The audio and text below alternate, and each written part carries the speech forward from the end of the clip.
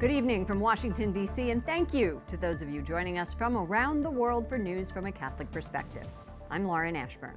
President Trump is calling his former personal attorney a proven liar. Michael Cohen now admits he gave false statements to Congress about the work he did on a Trump real estate project in Russia. The revelation came as President Trump left for the G20 summit in Argentina. White House correspondent Mark Irons reports. Good evening, Mark. Good evening, Lauren. The G20 brings together global leaders, but President Trump has canceled a meeting with Russian President Vladimir Putin and says a packed schedule won't allow him to connect with the Saudi crown prince. The president could be working on a trade deal with China, but in the meantime, don't expect him to mend fences with his former lawyer.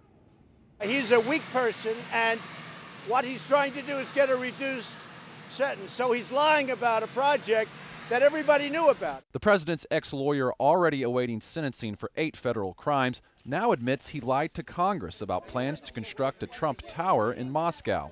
Michael Cohen originally said building discussions ended in January 2016, but they actually continued until June of that year. President Trump says the potential Russian project ended before his presidency.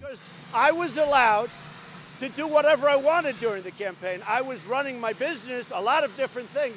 His attention now turns to the G20 summit and the spotlight on a potential trade deal with China. I think China wants to make a deal. I'm open to making a deal.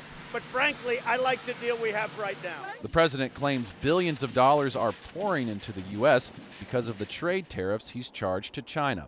And he changed his position on a possible G20 meeting with Russian President Vladimir Putin. President Trump is upset that Russia fired on and seized 3 Ukrainian vessels and their crews over the weekend. Soon after leaving the White House, he tweeted, "Based on the fact that the ships and sailors have not been returned to Ukraine from Russia, I have decided it would be best for all parties concerned to cancel my previously scheduled meeting." The president also says scheduling conflicts won't allow him to meet with Crown Prince Mohammed bin Salman. The Saudi leader has been accused of directing the murder of U.S.-based journalist Jamal Khashoggi.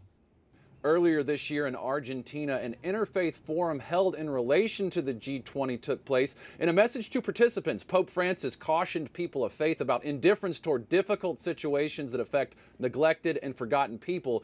We'll see if the Holy Father has more to say to world leaders as the 2-day G20 summit begins tomorrow. Lauren. White House correspondent Mark Irons. Thank you, Mark.